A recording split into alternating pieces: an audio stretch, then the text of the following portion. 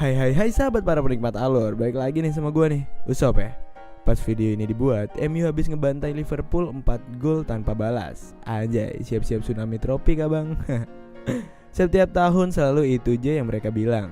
Tapi kenyataannya, ya you know lah ya gengs. Udah, daripada ngebahas MU, mending gue bahas alur film jadul. Film yang mau gue bahas kali ini berjudul What the People Saw, yang dirilis pada tahun 1972. Anjay, tahun segitu orang tua gue masih bocil. Dan gak ngebayangin bakal punya anak ganteng kayak gue gini. Lanjut ke filmnya.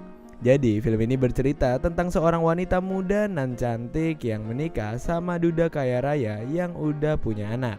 Setelah tinggal serumah dengan anaknya dari suaminya itu, akhirnya wanita itu tahu kalau si anak adalah seorang apa yo? Nah, biar gak penasaran kita langsung aja mulai videonya. Tapi gue ingetin lagi buat klik tombol subscribe dan nyalain lonceng notifikasinya biar kita cepet bahagian orang tua. Gue Usop, enjoy the plot.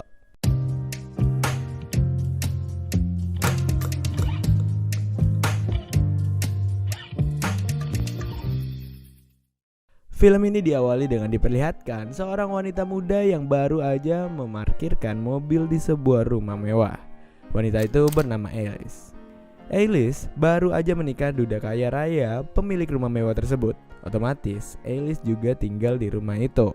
Saat Alice lagi minum di dapur, dia dikagetkan oleh suara pintu yang tertutup. Itu adalah Marcus, anak dari duda yang dinikahi Alice. Alice heran kenapa Marcus udah ada di rumah. Harusnya jam segini dia masih di sekolah. Dengan santainya Marcus bilang jika dia pulang lebih awal karena bosan di sekolah. I let myself in. Took some money from the desk, 1,000 pesetas. Lalu Alice mencoba menawari Marcus makan siang, tapi Marcus menolaknya dengan sangat cuek. Hal itu membuat Alice bingung gimana caranya bersikap baik kepada anak tirinya itu. Alice lalu ingat jika Marcus mempunyai hobi membaca. By the way, Marcus ini adalah anak yang cerdas. Di usianya yang masih remaja itu, Marcus sudah membaca banyak buku yang orang dewasa sendiri belum tentu mengerti isi buku itu. Nah, di sini Alice mencoba membahas buku dengan Marcus. Marcus sedikit tertarik membahas buku. Saat Marcus menjelaskan banyak buku, Alice sama sekali nggak ngerti dengan apa yang diomongin Marcus. Marcus pun ngeh jika Alice ini sama sekali nggak paham soal buku. Marcus lalu bertanya berapa umur Alice. Alice pun menjadi tambah bingung gimana cara menjadi ibu yang baik bagi Marcus. Suatu malam, suami Alice yang sedang bekerja di luar negeri menelpon untuk sekedar menanyakan kabar. Suaminya juga bilang jika dia ingin berbicara dengan Marcus. Alice lalu membawa telepon itu ke Marcus yang saat itu sedang mandi. Setelah Marcus selesai berbicara dengan ayahnya, dia memberikan telepon itu lagi kepada Alice. Alice pun lanjut berbicara dengan suaminya lewat telepon. Nah, kesempatan itu dimanfaatkan oleh Marcus untuk memegang kedua gunung kembarnya Alice dari belakang. Alice merasa risih dengan hal itu dan dia pergi meninggalkan Marcus. Sejak saat itulah Alice ngerasa ada yang gak benar sama Marcus. Setelah agak lama tinggal di rumah itu, Alice baru ngeh jika Marcus ini gak pernah main sama teman-temannya. Ansos gitu guys. Alice selalu melihat jika Marcus asik bermain sendirian. Agar bisa menjadi ibu yang baik, Alice pun berusaha menemani Marcus bermain, termasuk berenang berduaan aja di kolam renang rumah mereka. Don't you have any friends? Of course. It's a shame to waste a pool. I suppose so. Beberapa minggu kemudian suaminya Alice sekaligus ayahnya Marcus baru pulang dari kerjaannya di Paris. Alice dan Marcus menjemputnya di bandara. Oh ya, ayahnya Marcus ini bernama Paul. Dia sangat senang melihat istri barunya dan anaknya menjemput di bandara. Dalam perjalanan ke rumah, Paul ini sedikit mengkobel-kobel apem embem Alice yang sedang menyetir mobil. Dan hal itu diperhatikan oleh Marcus. Saking enaknya kue apemnya dimainin sama Paul, Alice sampai gagal fokus dalam menyetir. Bahkan dia hampir menabrak truk yang di depannya. Beruntung mereka semua selamat dan sesampainya di rumah, Paul dan Alice langsung melakukan perkejutan duniawi. Kegiatan itu ternyata didengar oleh Marcus yang sedang sendirian di kolam renang. Malam harinya keluarga itu makan bersama di sebuah restoran. Di sini Paul bertanya apakah Alice yang mengambil uang di laci. Alice tentu saja nggak tahu menahu tentang uang itu. Tapi Marcus malah ngompor-ngomporin dan menuduh Alice lah yang mengambil uang itu. Padahal kenyataannya Marcus sendiri yang mengambil uang itu. Paul lalu bilang jika hal itu gak usah dipikirin lagi. Dia tidak ingin merusak suasana hangat makan malam keluarga itu. I mentioned no amount. Look, forget it. Would any of you feel insulted if I asked for a... Besoknya, Alice diam-diam menggeledah kamarnya Markus. Alice yakin jika Markus lah yang mengambil uang tersebut. Udah lama menggeledah, Alice tetap saja tidak bisa menemukan uang itu. Alice malah menemukan sobekan kertas. Alice menyusun robekan-robekan itu dan ternyata itu adalah surat dari sekolahnya Markus yang berisi panggilan orang tua murid ke sekolah. Alice yang penasaran pun mendatangi sekolahnya Markus dan bertemu dengan kepala sekolahnya. Alice sedikit kaget setelah mengetahui fakta bahwa selama ini Markus sudah dikeluarin dari sekolah. Kepala sekolah bilang sejak ibu kandungnya Markus meninggal, Markus sering menyendiri dan bersikap aneh. Bahkan Markus pernah ke gap sedang asik menghabisi nyawa seekor kucing dengan sangat sadis. Karena hal itulah Markus dikeluarkan dari sekolah. Kepala sekolah sangat menyayangkan hal itu. Padahal Markus ini adalah salah satu siswa yang paling berprestasi di sana. Attributed his behavior as a reaction to his mother's spying on him and his girl. Suatu malam, Paul mengajak Alice untuk menghadiri pesta di rumah temannya yang berisi orang-orang berduit. Meskipun itu pesta mewah, tapi Alice merasa gak nyaman karena semua orang di sana meminum alkohol hingga kobam. Alice memutuskan untuk kabur ke toilet. Di sana dia bertemu si pemilik rumah yang mengadakan pesta. Pemilik rumah itu bernama Sophie, yang merupakan sahabat baik dari mendiang ibu kandungnya Markus. Meskipun di rumahnya sedang ramai, tapi Sophie ini merasa sangat kesepian. Ternyata dia sangat merindukan mendiang ibu kandungnya Markus yang udah dia anggap kayak saudara sendiri. Kemudian Sophie menceritakan gimana kejadian ibunya Markus meninggal. Jadi waktu itu ibunya Markus sedang bersiap-siap untuk berenang. Saat baru menceburkan diri ke air, tiba-tiba ibunya Markus ini kejang-kejang dan langsung meninggal. Setelah diselidiki, ternyata ibunya Markus mempunyai riwayat penyakit jantung. Jadi, dokter dan tim forensik menyimpulkan bahwa penyebab kematian ibunya Markus adalah serangan jantung. Pas di mobil, Alice ini sedikit kesal ke Paul karena nggak pernah menceritakan kejadian itu kepadanya. Alice ngerasa jika Paul belum terbuka dengannya, padahal dia istrinya. Pas sudah di rumah, Alice cerita jika dia sempat ke sekolahnya Markus. Alice cerita jika Markus sudah dikeluarin dari sekolah karena menghabisi nyawa seekor kucing. Mendengar hal itu, Paul malah terlihat biasa aja dan gak kaget sama sekali. Di sini Paul justru membela anaknya, padahal jelas-jelas Markus yang salah. Terjadilah sedikit perdebatan antara suami istri tersebut.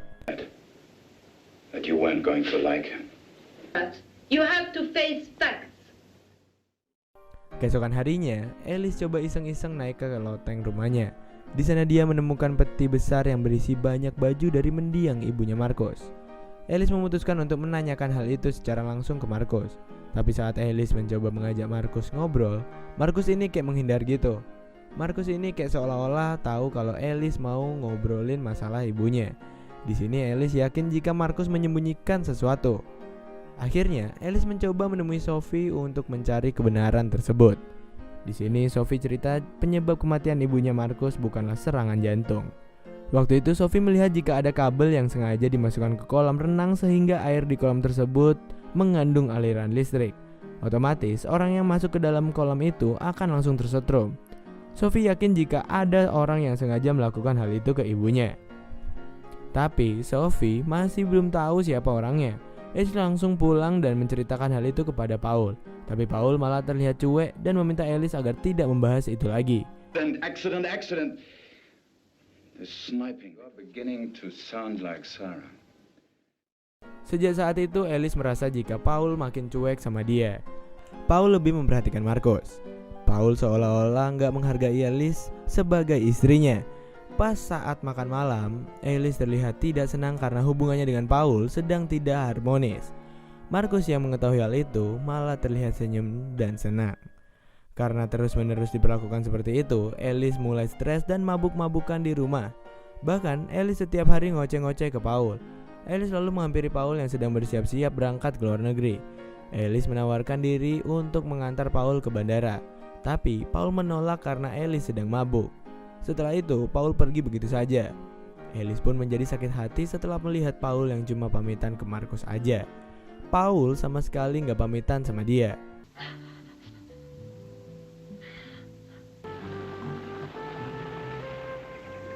Setelah Paul pergi, Alice naik ke loteng lagi untuk melihat-lihat. Di sana dia menemukan sebuah lubang yang tembus ke kamarnya. Alice yakin jika lubang itu sengaja dibuat oleh Markus untuk mengintip dirinya. Alice langsung menuju kamar Markus untuk meminta penjelasan. Kali ini Alice terlihat sangat galak agar Markus mau memberi penjelasan. Tapi Markus dengan santai bilang jika semua jawabannya tidaklah gratis. Markus meminta Alice membuka bajunya untuk satu jawaban untuk mengetahui tentang insiden ibunya Markus.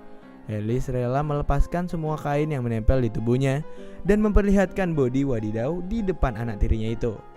Karena mendapat apa yang diinginkan, Markus pun jujur jika dialah yang membunuh ibu kandungnya itu. Mendengar hal itu, Alice yakin jika anak ini gak benar. Pas Paul udah balik ke luar negeri, Alice mencoba menjelaskan semua yang dia ketahui. Alice ingin menunjukkan lubang di atas loteng. Tapi pas Alice mau nunjukin, ternyata lubang itu sudah tertutup. Paul jadi gak percaya sama Alice dan menganggapnya mengalami gangguan jiwa. Bahkan Paul membawanya ke psikolog. Kepada psikolog, Alice menceritakan semua kejadian yang dialaminya di rumah itu. Lalu psikolog menanyakan sebuah pertanyaan yang tidak bisa dijawab oleh Alice. Karena Alice gak bisa menjawab pertanyaan itu, Alice benar-benar dianggap memiliki gangguan jiwa. Karena hal itulah Alice dimasukkan ke rumah sakit jiwa untuk dirawat.